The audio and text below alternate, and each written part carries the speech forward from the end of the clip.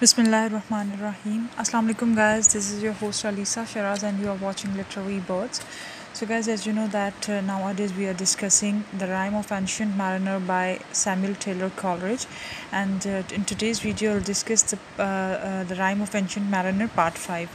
इससे पहले मैं आपको बता दूं कि हमने देखा कि किस तरह जो था मैरिनर जो था एंशिएंट मैरिनर जो था वो अपनी कहानी जो सुना रहा था कि उसने कितनी ज़्यादा मुश्किलात देखी और उसने जो अल्बाट्रोस को जो हार्मलेस इनोसेंट जो क्रिएचर थी जो बर्ड था उसने उसको यानी जान के उसको बग़ैर किसी वजह के उसने उसको मार दिया, जिसकी वजह से उसको सारी ट्रबल्स जो थी वो फेस करनी पड़ी और जो जितने पैथेटिक सिचुएशंस जो थी वो उसे फेस करनी पड़ी क्योंकि उसने नेचर के ख़िलाफ़ किया वो और एक यानी एक ऐसी फजूल बग़ैर किसी वजह से एक इनोसेंट क्रिएचर को उसने मार दिया, जिसकी वजह से उसे ये सारी टेंशन्स जो थी वो फेस करनी पड़ी। फिर हम देखते हैं कि किस तरह उनकी शिप जो है वो फंस जाती है और कभी मौसम जो है वो यानी आइस का आ जाता है और एवरीवेयर देयर वाज आइस। और फिर हम देखते हैं कि किस तरह जो है उनका यानी एक थंडर स्टॉर्म आता है जिसके अंदर उनका जो शिप है वो फंस जाता है। फिर हम देखते हैं कि अल्बाट्रोस को मारने के बाद जो है उनको भूख और प्यास की वजह से जो जितने भी क्रू मेंबर्स हैं उन्हें अपनी जान से हाथ धोना पड़ता है। फिर हम देखते हैं कि जब पार्ट 4 में हम लोगों ने देखा कि जो एंशिएंट मैरिनर है वो देखता है कि कुछ कलरफुल जो स्नेक्स हैं वो जो हैं वो अपीयर हो रहे हैं और उनको वो एडमायर करता है। जब वो उनको अनअवेयरली एडमायर करता है या वो उसको फैसिनेट करते हैं, वो उनकी तारीफ़ करता है, ठीक है। जब वो उनकी तारीफ़ करता है तो उसको वो यानी ब्लेस्ड फील करता है और उसके ऊपर वो कहता है कि जो मेरा सेंट है उसने मुझ पर पिटी की है और अब जो है मुझ पर रहम किया जाएगा। और फिर हम देखते हैं in the end of part 4 that he was freed from the albatross. Albatross fell down in the sea and he started to sink. और उसको यानी फ्रीडम मिल गया, उसको आज़ादी मिल गई। अल्बाट्रोस का उसके गले से उतर जाना जो था इस बात की गवाही था कि उसको जो है वो यानी निजात मिल गई है। उसके जो उसने टेंशन थी जो उसने सिन कमिट किया था उसकी वजह से जो उसको प्रॉब्लम्स आ रही थी अब उनसे उनकी जान उससे उन सब से उसकी जान छूट गई है। अब हम स्टार्ट करते हैं पार्ट 5 को। फर्स्ट अंजा है इसका, देखते हैं। Oh sleep it is a gentle thing beloved from pole to pole. To Mary Queen the praise be given. She sent the gentle sleep from heaven that slide into my soul. अब ये जो stanza है इसको समझने के लिए थोड़ा सा बैकग्राउंड आपको मैं बता देती हूँ। हमने देखा कि किस तरह जो थी उनकी जो आंखें थीं वो पथरा गई थीं और जो उनका गला था वो बिल्कुल अनस्लेक था और बिल्कुल सूखा हुआ था और ड्राइनेस इतनी ज़्यादा थी कि they were not able to speak even a word. और फिर जो था हम देखते हैं कि किस तरह वो यानी साकित खड़े थे और वो बिल्कुल मोशनलेस थे। और इसी तरह वो कह रहा है कि वो बिल्कुल यानी ना उन्होंने नींद देखी थी ना उन्होंने कुछ खाया पिया था। तो यहाँ वो कह रहा है कि जब उसने एडमायर किया, नेचर ने उसको ब्लेस कर दिया, तो उसके बाद उसको नींद आ रही है, ठीक है। Oh sleep it is gentle thing love from pole to pole, यानी हर जगह उसको जो है सुकून दिखाई दे रहा है और जो उसको नींद आ रही है वो नींद जो है बहुत ही सुकून की अलामत है। ये यानी उसको ये इस चीज़ को सिंबलाइज़ कर रहा है कि उसकी बख्शिश हो गई है। आगे वो यहाँ रिलीजियस पॉइंट ऑफ व्यू से बात करता है। To Mary Queen the praise be given. अब यह यानी वो हज़रत मरियम की यहाँ बात कर रहा है कि उन्होंने जो है हेवन से, अब नेक्स्ट आप लाइन पढ़ो तो she sent the gentle sleep from heaven that slide into my Saul, कि जो हज़रत मरियम है उन्होंने जो है नींद जो भेजी है उसके लिए, उसको सुकून देने के लिए, तो वो उसके लिए ब्लेसिंग से कम नहीं है, उसके लिए ये बड़ी नेमत है जो उसकी रूह में उतर रही है और आहिस्ता आहिस्ता उसको सुकून मिलेगा और वो उसको चैन की नींद आएगी और उसको सुकून आएगा। आगे देखिए नेक्स्ट स्टेंजा की तरफ। The silly buckets on the deck that had so long remained. I dreamt that they were filled with dew, and when I awoke, it rained. अब यहाँ भी बड़ी खूबसूरती से इस बात का जिक्र किया जा रहा है कि जो बकेट्स थी, ठीक है, उनकी जो शिप के जो बिल्कुल कॉर्नर्स के ऊपर जो बकेट लगाई गई थी या उनके ऊपर जो उस डेक के ऊपर जो बकेट्स थी, मैंने आपको बताया था the surface of the ship is called deck, जो यानी क्योंकि उस पर से हल्की हल्की सी लकड़ी की होती है ना, तो उसके ऊपर से आवाज़ आती है चलने की, ठीक है। दैट हैड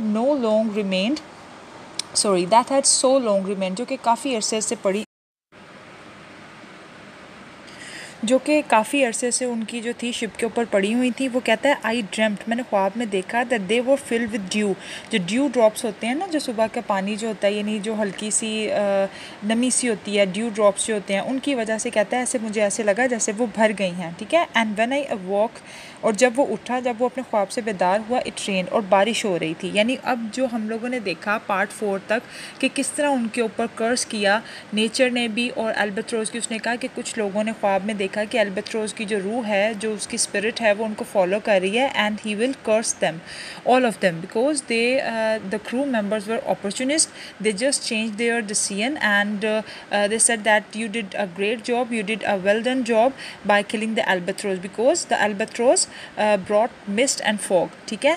तो वो पहले जो थे उन्होंने कहा कि नहीं, तुमने एक हेलिश थिंग की है, तुमसे एक सिन हुआ है, तुमने एक मासूम जानवर को मारा है, लेकिन बाद में एक मासूम परिंदे को मारा है, लेकिन बाद में जब उनको लगता है कि मौसम चेंज हो रहा है, एक्चुअली नेचर ये देखना चाह रही थी कि वो क्या वो अपना इरादा बदल देते हैं, क्या वो उस चीज़ पर कायम रहते हैं या नहीं। तो यही हमने देखा कि उन्होंने अपना इरादा चेंज कर दिया, इस वजह से सब लोगों को सज़ा भुगतनी पड़ी।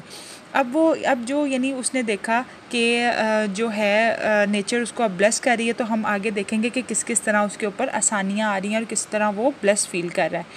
अब वो नेक्स्ट हम देखते हैं पैराग्राफ में, my lip were wet my throat were cold, sorry, my lips were wet my throat was cold, my garments were all were dank, Sure I had drunken in my dreams and still my bloody drank। अब यानी वो यहाँ बात कर रहा है जिस तरह हम लोगों ने देखा कि लास्ट जो था 4 स्टेंजा में किस तरह बार बार एक बात रिपीट हो रही थी, जिसमें वो कहता है कि जो लिप्स थे हमारे अनस्लेक्ड थे और बेक्ड थे, ऐसे था जैसे बेचारे यानी ड्राइनेस की वजह से पक गए हों, फट गए हों। अब वो उसी चीज़ को दोबारा से रिपीट कर रहा है आपका, हमें ये बताने के लिए कि क्योंकि उसने जो था वो अपना उसने इस चीज़ को यानी अग्री किया कि हाँ उससे एक कमिट हुआ था सिन और वो गिल्टी था, और अब वो जो है ब्लेस फील कर रहा है after admiring the snakes, the small creatures of nature. तो वो अब जो है अपने आप को ब्लेस फील कर रहा है, वो कह रहा है कि अब जो है मेरे होंठ गीले हैं क्योंकि उसने जो वो पानी है वो पी लिया है। माई थ्रोट वॉज कोल्ड, और उसने अपने गले में ठंडक महसूस की, सुकून महसूस किया। My garments were all were dank, और यानी उसके जो थे जो गारमेंट से ऐसे लग रहा था जैसे उसके कपड़ों ने भी पानी पिया हो, यानी उसने बिल्कुल ऐसे भर के पानी पिया और उसकी रूह तक जो था वो ठंडी हो गई। Sure I had drunken in my dreams and still my body drank. अब वो कह रहा है कि यानी मैंने ख्वाब में भी जो था वो भी पानी पिया, ऐसे ही जब वो ख्वाब में जिस तरह देख रहा था ना ड्यू ड्रॉप्स को कि वो बाल्टियों में पानी उनका भरा हुआ है, तो इसी तरह वो कह रहा है कि मैंने अपना पेट भर के पानी पिया और ऐसे लग रहा था जैसे मेरे पूरे जिस्म ने पानी पिया और उसको सुकून मिल गया हो, क्योंकि वो इतने अरसे से। यहाँ 2 चीज़ें हैं, देखें यहाँ हमें 2 चीज़ें नज़र आ रही हैं, सिर्फ यही नहीं नज़र आ रहा कि उसने पानी पिया, असल में वो कन्फ्लिक्ट दिखा रहा है। एक तो हम लोगों को जो नज़र आ रहा है, एक जैसे चाइल्डिश वे में आप पढ़ोगे इस पोइट्री को तो आपको पता लगेगा कि हाँ भाई वो प्यासा था, उसने पानी पिया और उसको सुकून मिल गया। लेकिन यहाँ 2 चीज़ें, दूसरी चीज़ हम ये देखते हैं कि जब उसने नेचर के ख़िलाफ़ गया वो और उसने एक इनोसेंट एनिमल को इनोसेंट बर्ड को जो किल किया या उसको यानी अपने क्रॉसबो से शूट किया, तो वो उसके ऊपर कर्स थी। और जब उसने एडमायर किया स्नेक्स को और उसके ऊपर रहम किया गया तो वो मेंटली सेटिस्फाइड उसने फ़ील किया, ठीक है। उसको इनर सेटिस्फेक्शन मिली इस चीज़ से कि अब जो मैंने यानी जो गलती की थी उसका मुझे अंजाम यानी मुझे मिल गया और अब जो है मैं उस चीज़ से आज़ाद हो चुका हूँ। अब यहाँ वो यानी फ़िज़िकली भी अब बेहतर हो रहा है और इंटरनली भी यानी उसको सुकून मिल रहा है और मेंटली सेटिस्फेक्शन भी मिल रही है। यहाँ 2 चीज़ें हम लोगों को देखने में मिल रही हैं। वो कह रहा है कि जो मेरी बॉडी है उसने भी बिल्कुल पानी पिया, मेरा गला भी ठंडा हो गया और मेरी रूह भी ठंडी हो गई। आगे देखें, move to next stanza. I moved and could not feel my limbs. I moved and could not feel my limbs. यहाँ वो कह रहा है कि मैंने मूव किया and couldn't feel my limbs, या लिम्स का मतलब होता है हैंड एंड लेग्स, ठीक है। वो कह रहा है मैंने इतना लाइटर फील किया, इतना जैसे कोई यानी आज़ाद सुकून। इसमें भी देखें आप 2 चीज़ें देखें, एक तो पानी पीने के बाद उसे सुकून आ गया, उसकी बॉडी जो बिल्कुल ऐसे स्केलेटन की तरह खुश्क हो गई थी ड्यू टू द ड्राइनेस और due to the lack of water और due to the lack of food. तो अब वो क्या था, अब वो बड़ा रिलैक्स और लाइट फील कर रहा था 2 तरह से, एक तरह से कि उसने यानी पानी पी लिया और दूसरा ये कि वो अपने यानी उस कहर से आज़ाद हो गया, उस परेशानी से जो उससे पीछे जो जुल्म हुआ था उससे। I was so light almost I thought that I had died in sleep and was a blessed ghost. अब वो कह रहा है कि मैंने इतना ज़्यादा सुकून और हल्कापन महसूस किया कि जैसे मैं अपनी नींद में मर गया हूँ, यानी बिल्कुल उसको किसी चीज़ की होश ही नहीं थी, वो इतनी सुकून कि उसको नींद आई। And was a blessed ghost, और जैसे वो कोई यानी जिन हो जो कि ब्लेस्ड किया गया हो, यानी जिसको सुकून की नींद आई हो, जिसे कोई टेंशन ना हो, कोई परेशानी ना हो, और उसने काफ़ी अरसे बाद ये चीज़ फ़ील की और सुकून महसूस किया और ब्लेस्ड फ़ील किया और बहुत ही उसको लाइट फ़ील हुआ। ठीक है, आगे देखते हैं। And soon I heard a roaring wind, it didn't come near but with it sound it shocked the sail that was so thin and sure. अब यहाँ वो बात कर रहा है कि जो हवा जो थी, हवा चलना शुरू हुई। ठीक है, हवा चलना शुरू हुई और ऐसी हवा थी कि जो उसके करीब नहीं आ रही थी, यानी उसको हवा की रॉरिंग, उसने देखें यहाँ ऑनोमेटोपोइया यूज़ किया है उसने, जो है उसको विंड को की आवाज़ हम लोगों को फ़ील करवाने के लिए, सुनाने के लिए उसने ये वर्ड यूज़ किया है कि मैंने आवाज़ तो सुनी विंड की, लेकिन वो मेरे करीब नहीं थी, यानी उसको फ़ील नहीं हुई, लेकिन उसे आवाज़ आई। But with it sound it shock the sail, और उसने क्या किया, उसकी जो यानी आवाज़ थी, उसकी गहरी आवाज़ जो विंड की थी, उसने उसकी आवाज़ की वजह से सेल जो थी उसने मूव करना शुरू किया। That was so thin and share, और जो यानी यानी आवाज़ थी वो बड़ी बारीक सी आवाज़ थी, और यानी उसके अंदर इतनी पावर थी कि उसने सेल को यानी हिला दिया। आगे देखें। The upper air burst into life, the upper air burst into life and 100 fire flags sheen. अब यहाँ वो कह रहा है, यहाँ बड़ा ही उसने खूबसूरत जो है यानी अल्फाज यूज़ करने हैं, और सारा एक छोटा सा दोबारा से एक वो यानी पूरा वाक़या बताएगा, एक सिचुएशन क्रिएट करेगा जिसे हम लोग बड़े अच्छे से विजुलाइज़ कर सकेंगे। और कहता है to and fro they were hurried about and to and fro and in and out the wan stars dance between. अब वो यहाँ कह रहा है कि जो ज़िंदगी थी वो the upper air burst into fire life, के जो हवा थी उसने ज़िंदगी को यानी एक फूट पड़ना, बर्स्ट का मतलब होता है ना कुछ फटना, कुछ फूट पड़ना, तो कहता है लाइफ के उसने जो हवा थी ना, उसने ज़िंदगी की एक किरण दिखाई थी और ज़िंदगी की लहर उसमें फूटी थी। And 100 fire flags sheen, 100 fire flags sheen का मतलब है कि जैसे फरिश्ते नाजिल होना, 100 तरह के जो फायर फ्लैग्स थे उनको यानी उनकी उनका चमचमाते हुए वो नाजिल हुए या उतरे। To and fro they were hurried about, और वो आगे पीछे से वो यानी बिल्कुल उतर रहे थे, जैसे एक के बाद दूसरा, दूसरे के बाद तीसरा, ऊपर नीचे आगे पीछे उतर रहे थे। And to and fro and in and out, ठीक है, यही चीज़ जो आगे पीछे से अंदर बाहर से यानी बिल्कुल जो थे आसमान से उतर रहे थे। अब ये फरिश्ते कौन है? ये फरिश्ते असल में जो हैं ये स्पिरिट, ये जो फरिश्ते ऊपर से उतर हैं उन्होंने उन स्पिरिट्स के अंदर जाना है जो 200 स्पिरिट्स थी, यानी क्रू मेंबर्स जो थे, जो कि मर चुके थे ड्राइनेस की वजह से और पानी ना मिलने की वजह से और खाना ना मिलने की वजह से।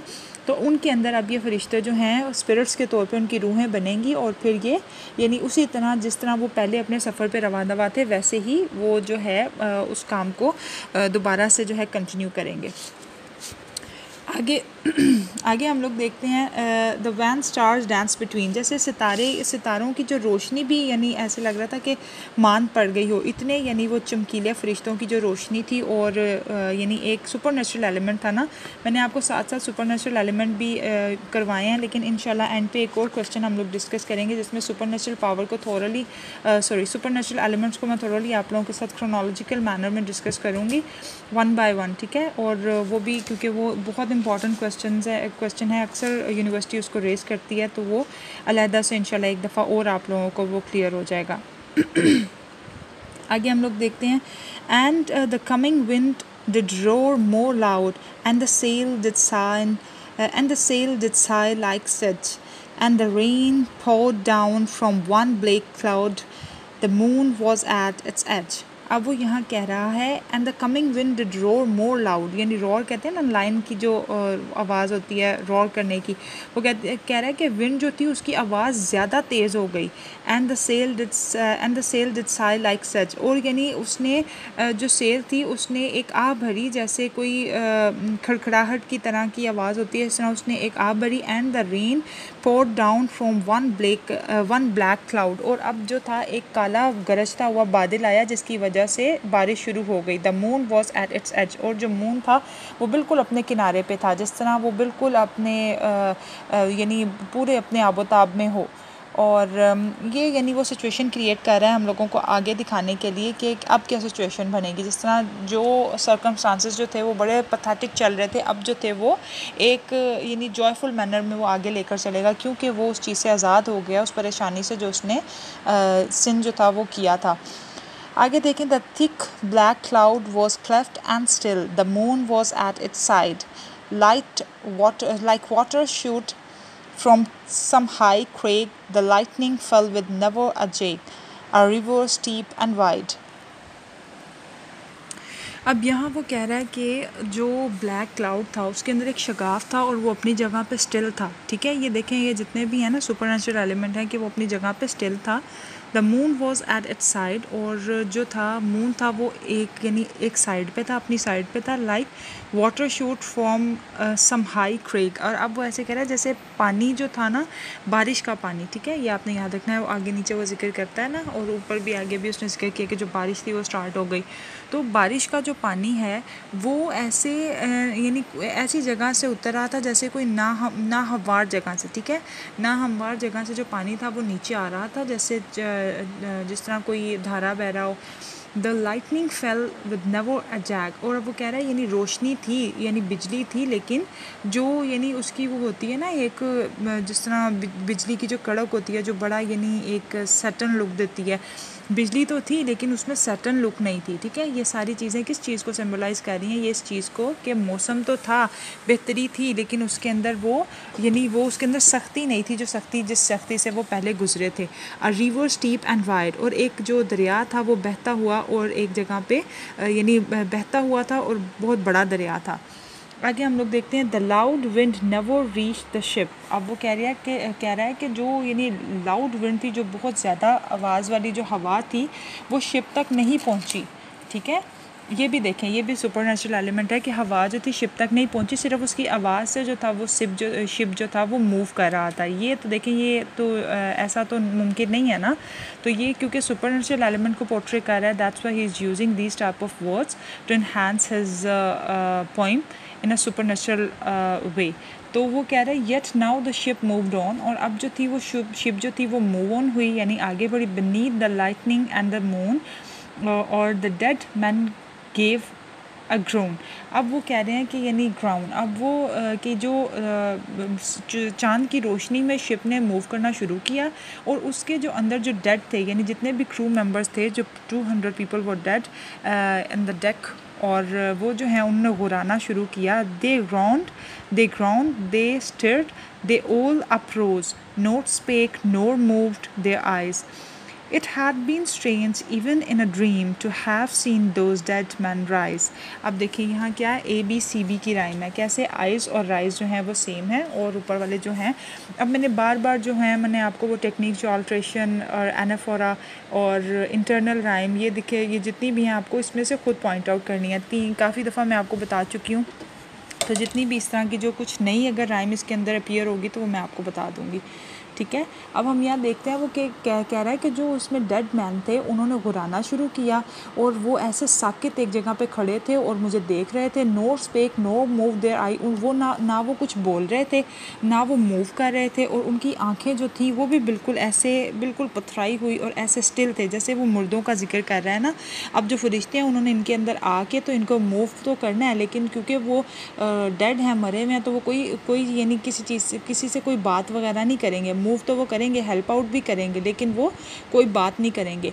The helmsman steered the ship moved on, मलाहों ने जो थी कश्ती को चलाने के लिए, हरकत में लाने के लिए उसको काम करना शुरू किया।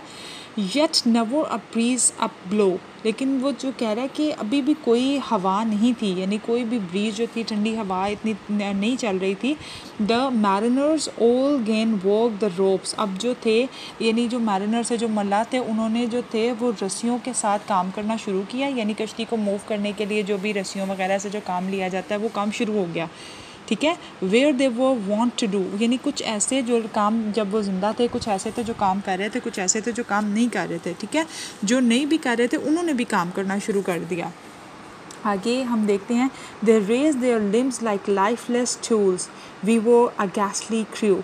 अब जो हैं वो कह रहे हैं कि जो यानी उन क्योंकि वो डेड थे ना, उनके जो लिम्स थे वो हैंड और लेग्स जो थे वो मोशनलेस थे, यानी उनके अंदर वो लाइफलेस थे।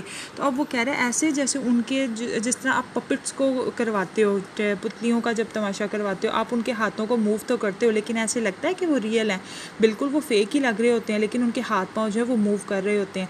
सेम इसी तरह वो आपको is giving you instance of the puppets. He is not using the word of puppet but he is assimilating that puppet with these spirits. ठीक है, तो क्योंकि वो आपको एक राय देना चाह रहे हैं, ये वैसे मैंने अपनी राय दी है आपको समझाने के लिए, क्योंकि वो ऐसे ही कह रहा है ना कि जो लाइफलेस थे, उनके जो हाथ और उनके जो टांगें थी जो मूव कर रही थी, यानी जो काम करती काम तो वो कर रहे थे, मूवमेंट में तो वो थे, लेकिन वो ऐसे था जैसे लाइफलेस हैं, जैसे कोई हवा में उनके हाथ पाँव जो हैं उड़ रहे हैं। और वी वर अ गैसली क्रू, और वो यहाँ बात कर रहा है कि वो जो थे वो एक यानी ऐसे जिन्नाती और भूतियानी लुक दे रहे थे वो जो क्रू मेंबर्स थे। आगे the body of my brother son stood by me knee to knee the body and I pulled at one rope but he said nought to me. Nought जो है आर्किक वर्ड है, ठीक है, again इसका मतलब है नथिंग।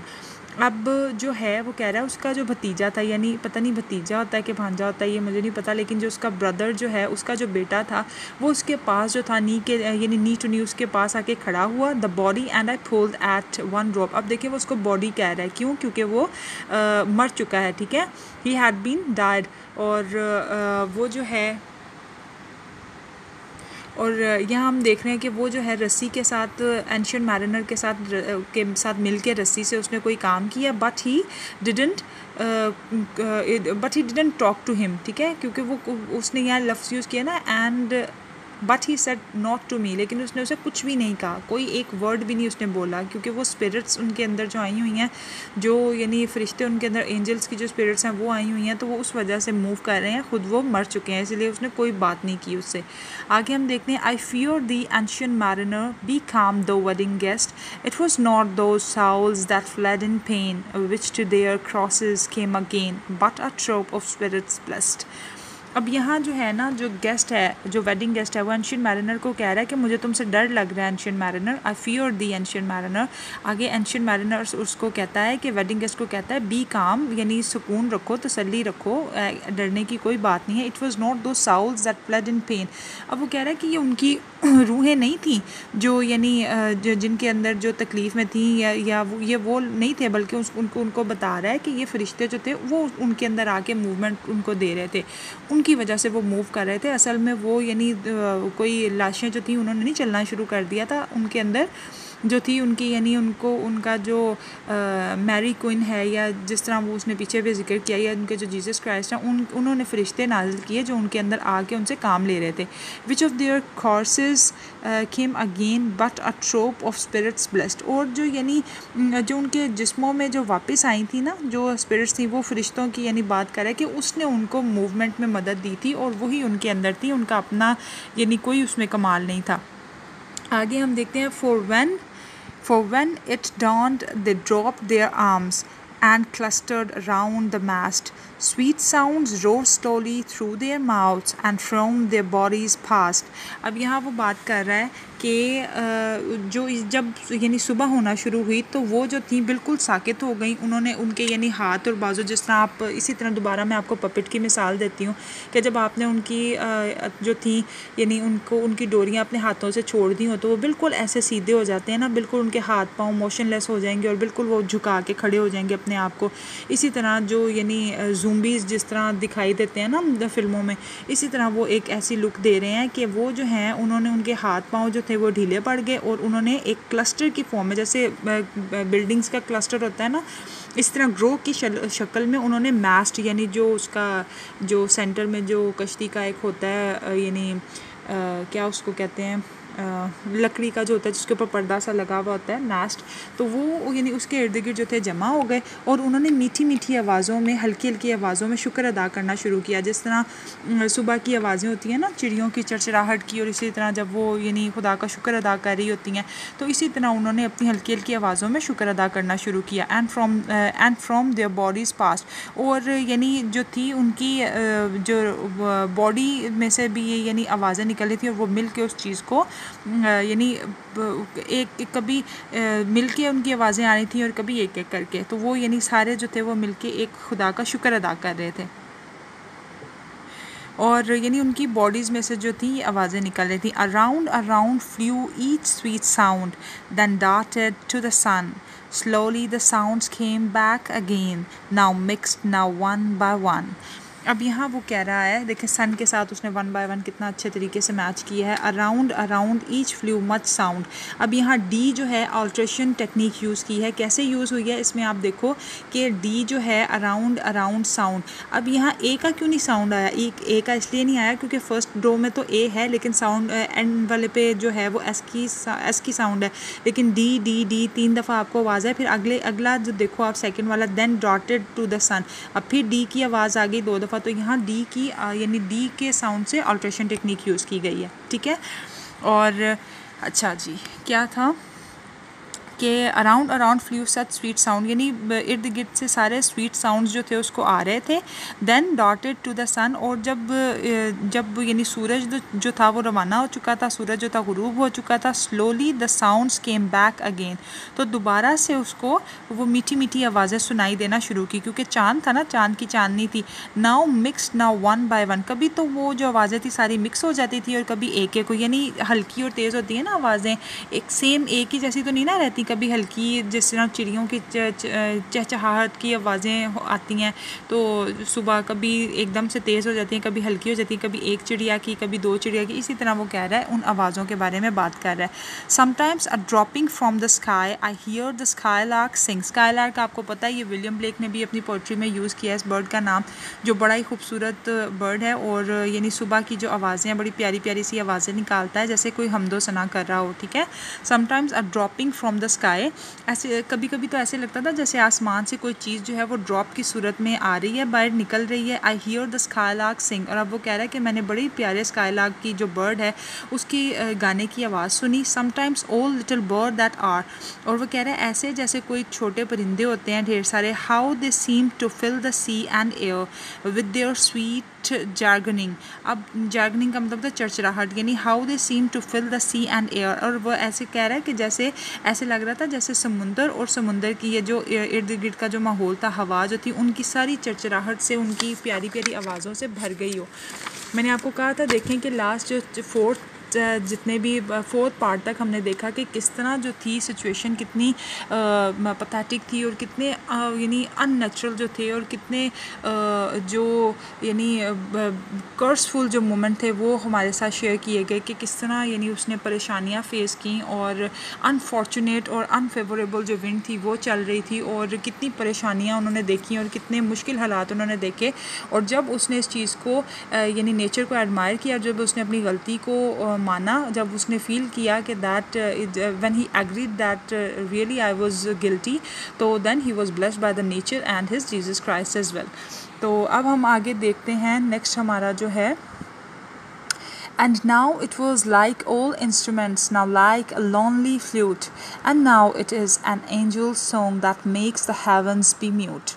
बहुत ही यानी प्यारी राइम स्कीम भी सेट करता है और बात को बड़ी खूबसूरत अंदाज में हमारे सामने पेश करता है। And now it was like all instruments, और ऐसे लग रहा था जैसे ये तमाम मौसीकी के आलात हैं जो यानी डिफरेंट, एक तरह की आवाज़ नहीं है ना, मुख्तलिफ आवाज़ें हैं। तो इसी तरह जैसे ढेर सारे मुख्तलिफ तरह के आलात हों, मौसीकी के इंस्ट्रूमेंट्स हों जो कि बजाए जा रहे हों। नाउ लाइक अ लॉनली फ्लूट, और वो कह रहा है जैसे कोई फ्लूट की आवाज़ होती है, बांसुरी की आवाज़ है अकेली सी, यानी अजीब पिच जिसकी धुन में इंसान मगन हो जाता है।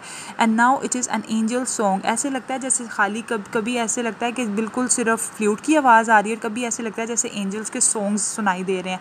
That makes the heavens be mute. अब यानी इस लाइन का ये मतलब है कि जैसे आसमान के सारे फरिश्ते, आसमान की सारे जो जो भी फरिश्ते थे वो नीचे आ गए हों और आसमान जो है वो म्यूट हो गया हो, यानी वो जब नीचे आ गए तो आसमान में कौन जो है वो सिंग करेगा और मीठे मीठे से जो सॉन्ग्स हैं उनकी आवाज़ें। तो वो कह रहा है आसमान ऐसे लग रहा था जैसे म्यूट हो गया और सारे फरिश्ते, सारी जो खूबसूरती, जो हमदो सना करने वाले परिंदे और फरिश्तियाँ वो नीचे आ गए हों। ठीक है, आगे जी हम देखते हैं। It keys yet still the sail made on, a pleasant noise still known, a noise like of a hidden brook in the in the leafy month of June, that to the sleeping woods all night singeth a quiet tune. अच्छा, अब वो यहाँ बात कर रहा है it कीज yet still the sail made on. हवा जो थी वो तो रुकी हुई थी, ठीक है, लेकिन जो उनकी सेल थी वो आहिस्ता आहिस्ता मूव कर रही थी। A pleasant noise still known, और जो यानी जो बड़ी खूबसूरती, जो यानी हल्का हल्का जो शोर था, खूबसूरत शोर जो यानी मीठी मीठी आवाज़ों का वो जो था वो जारी था टिल नोन, नोन तक। A noise like a hidden brook, अब एक यानी ऐसे एक नदी जो छुपी हुई है, जो दिखाई नहीं दे रही। In the leafy month of June, month यानी जून के मंथ का उसने जिक्र किया, पहले उसने अप्रैल के मंथ का जिक्र किया, अब उसने जून के मंथ का जिक्र किया है कि यानी जो लीफी मंथ है जून का, उसमें ऐसे ये यानी वो सारा नक्शा खींच रहा है कि माहौल कैसा था। That to the sleeping woods all night singeth a quiet tune, अब यानी जो था जो रात की यानी जो खामोशी थी उसके अंदर भी जो थी हल्की हल्की सी जो आवाज़ें जो थी, जो टून्स थी वो सुनाई दे रही थी। ठीक है, आगे हम देखते हैं। Till noon we quietly sailed on, और वो कह रहा है कि टिल नून यानी दोपहर तक वी क्वाइटली सेल्ड ऑन, और हम लोगों ने हल्का हल्का जो था वो सेल करना बोट को शुरू किया, यानी वो जारी था काम, सेल जो थी वो बोट हो रही थी। Net yet never a breeze did breathe, अब वो कह रहा है कि जो ब्रीज थी वो यानी उसकी ब्रीथ का यहाँ वो मतलब यूज़ कर रहा है कि जो हवा थी उसने चलना यानी शुरू नहीं किया, वो वैसे ही स्टिल थी और रुकी हुई थी, लेकिन उसकी जो आवाज़ थी बहुत तेज़ सी एक आवाज़ सी आई थी, यानी रॉरिंग विंड का उसने वर्ड पीछे यूज़ किया था ना, सिर्फ उसी ने यानी उसको जो था उसको मूव किया और जो शिप थी वो मूव हुई और फिर वो हल्की हल्की चलने के काबिल हुई। ये सुपर नेचुरल एलिमेंट ही चल रहे हैं, क्योंकि जब एक हवा है ही नहीं तो शिप कैसे सेल करेगी। वो यही कह रहा है क्योंकि जो फरिश्ते आए थे और वो जो विंड थी वो उसकी गुड़गुड़ाहट से यानी उसकी भारी आवाज़ से ही उसने शिप को जो था वो मूव कर दिया।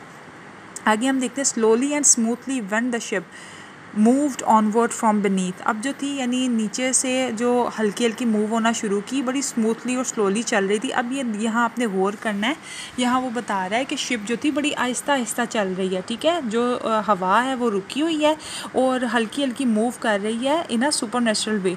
अब आगे जब हम लोग और पढ़ेंगे तो फिर हम देखेंगे जो हवा थी वो तेज़ हो गई और फिर शिप भी ऐसे मूव की जैसे कोई गोली की तरह वो बिल्कुल गई हो आगे। ठीक है, अंडर द कील 9 फथॉन डीप, फथॉन का मतलब होता है 6 फीट, एक फथॉन में 6 फीट होते हैं, तो अब वो कह रहा है अंडर द कील 9 फथॉन डीप। 9 फथॉन यानी 9 को आप 6 से मल्टीप्लाई कर लो और फिर देखो कि इतनी गहराई थी। From the land of mist and snow, और लैंड और स्नो मिस्ट और स्नो वाले लैंड में the spirit slide and it was he that made the ship to go. अब यानी वो बात हो रही है उन स्पिरिट्स की जिन्होंने जो कि यानी कंटिन्यूसली जो वर्क कर रही थी, क्योंकि अब वो तो स्पिरिट्स थी, उन्होंने तो ना थकना था, ना परेशान होना था, ना उनको नींद आनी थी, ना उनको भूख लगनी थी, ना उनको प्यास लगनी थी, तो वो जो थी वो कंटिन्यूसली अपने काम पर यानी रमा दवा थे। The sail at noon left off their tune, the sail at noon left off their tune and the ship stood still also. अब यानी जो थी यानी सेल करना भी उन्होंने बंद कर दिया और नून के टाइम पे और क्या हुआ, and the ship stood still also, और जो शिप थी वो भी एक जगह पे साकित खड़ी हो गई, क्योंकि जब उन्होंने सेल करना बंद किया तो ऑब्वियसली जो थी शिप वो भी अपनी जगह पे स्टक हो गई, खड़ी हो गई।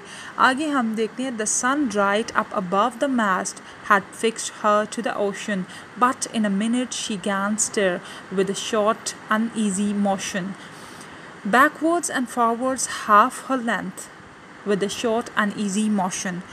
अब यहाँ वो कह रहा है the sun right up above the mast, अब यानी बिल्कुल राइट उसके बिल्कुल सीधा ऊपर मास्ट के ऊपर जो उसका यानी कश्ती का जो बादबान होता है, बिल्कुल ये वर्ड मेरे ज़हन में नहीं आ रहा था, बादबान के जो उनकी शिप का जो मास्ट है, जो बादबान है, उसके बिल्कुल ऊपर जो है वो सन बिल्कुल ब्राइट वे में जो है वो यानी आ रहा है। Had fixed her of the ocean to the ocean, यानी बिल्कुल वो जो था ओशन के सेंटर में जो था उसने अपने आप को फिक्स किया हुआ था। But in a minute she gan stare, अब यानी जो था एक ही मिनट में जो था वो अपनी जगह से हिला with a short uneasy motion, यानी बिल्कुल जो था एक यानी अनईजी मोशन जो कि थोड़ा सा ना यानी ना समझ आने वाला कुछ यानी थोड़ा स्ट्रेन सा, backward and forward half her length with a short uneasy motion. अब वो फिर यहाँ बात कर रहा है कि कभी आगे कभी पीछे थोड़ी सी लेंथ जो थी यानी उसकी चेंज हो रही थी with a short uneasy motion, एक यानी अजीब से यानी कुछ अनईजी सा जो मोशन था वो यानी ना समझ आने वाला, कुछ समझ से बाहर,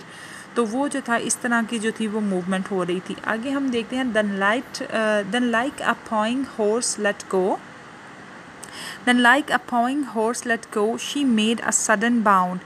It flung the blood into my head and I fell down in my swoon. अब जो थी ना हवा का जब यानी चलना होगा तो उससे क्या होगा, कश्ती इतनी तेज़ हो जाएगी कि वो बिल्कुल जो होगा यानी वो बेचारा जर्द पड़ जाएगा और परेशान हो जाएगा। अब यही चीज़ आगे जो है जिक्र कर रहा है, then like a pawing horse let go, she made a sudden bound. अब यह वो बात कर रहा है जिस तरह घोड़ा जो है वो तेज़ी से भागता है ना, इस तरह उसने उसके लिए यूज़ किया है कि शी का वर्ड जो है उसने एयर के लिए पर्सोनिफिकेशन यहाँ किया है कि जो हवा है वो एकदम से तेज़ हो गई और ऐसे जैसे कोई घोड़े की स्पीड के साथ बढ़ रही हो। It flung the blood into my head, और इसने ऐसे मेरे ना यानी मेरे दिमाग पे जो था वो खून तारी कर दिया, यानी इतनी तेज़ी हुई कि and I fell down in a swoon, और वो बेहोशी के आलम में ऐसे यानी गिर पड़ा, डर गया, खौफजदा हो गया, जर्द पड़ गया कि यानी अच्छा जी। तो अब हम यहाँ बात कर रहे थे बस थोड़ा सा रह गया इसका, फिर इंशाल्लाह ये ख़त्म हो जाएगा और इंशाल्लाह next video will discuss part 6। How long in that same fit I lay, अब फिट का मतलब होता है ना, आपको पता है जो फिट्स पढ़ते हैं, दौरे पढ़ते हैं, तो वो कह रहा है कि how long in that same fit I lay, वो कितनी देर मैं इस दौरे में पड़ा रहा।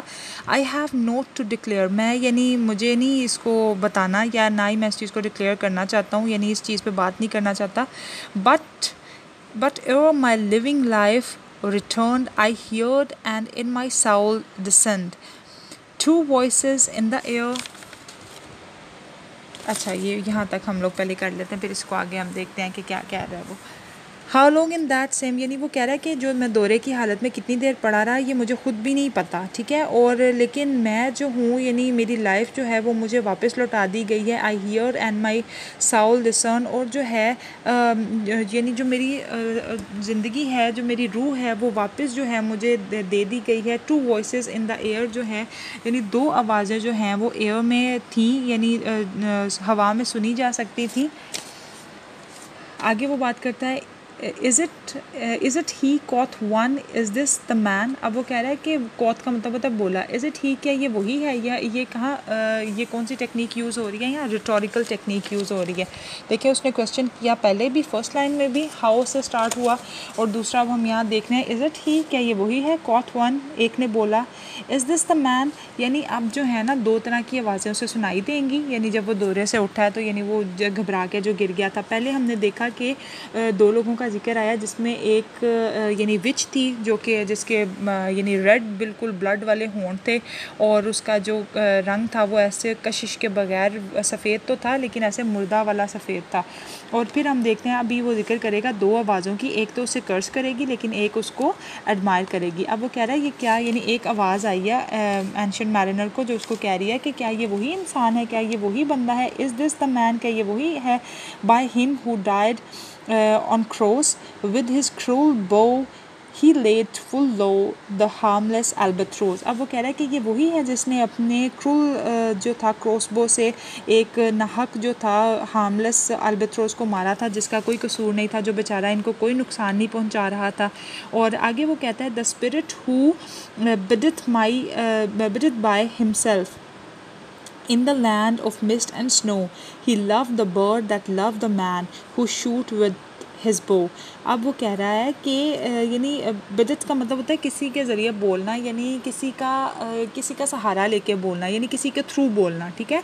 The spirit who bideth by himself, जो यानी उसके जो थी दूसरी साइड पे जो स्पिरिट थी, in the land of mist and snow, snow और मिस्ट वाले लैंड में, ही लव द बर्ड, उसने यानी बर्ड को प्यार किया, एंड लव द मैन, और उसने इंसान को प्यार किया, who shoot with him the bow, who shoot him with his bow, जिसने उसको अपने बो से मारा। The other was a softer voice, अब जो उसके बराबर में जो दूसरी आवाज़ है ना, वो बड़ी मीठी और लाइट सी आवाज़ है, यानी एक बुरा और एक अच्छा दिखा रहे हैं। As soft as honey dew, जैसे कोई ना जिस तरह जो है शबनम का जिस तरह कतरा होता है, ड्यू ड्रॉप, जिस तरह वो कह रहा है जैसे कोई शहद की तरह मीठी शबनम हो, उसकी तरह उसने उसको यानी पर्सोनिफाई किया, और उसने उसको वो किया है, यानी बड़ी खूबसूरती से बयान किया है कि उसकी जो आवाज़ थी बड़ी ही मीठी और प्यारी थी। जो दूसरा वाला था कोथ ही, वो बोला, the man had penance done and penance more will do. अब जो दूसरा है जिसकी आवाज़ बहुत ज़्यादा मीठी है, वो ये चीज़ को अग्री करेगा कि वो बोला, the man had penance done and penance more will do, कि वो यानी वही बंदा जिसने अल्बत्रोस को मारा था, वो अब तौबा कर रहा है, और उसकी जो तौबा है वो यानी उसकी तौबा जो है वो कबूल कर ली गई है, और उसको उस तौबा की वजह से ब्लेस किया गया है, ठीक है। और यहाँ हम लोगों का पार्ट 5 जो है वो कंप्लीट हो गया। पार्ट 6 और पार्ट 7 भी a bit long, so we will इंशाल्लाह cover that also, and then we will complete our the rhyme of ancient mariner, and then we will come forward to the next inshallah poem of Coleridge, which is Kubla Khan and Anod, the dejection, maybe I forgot the particular name.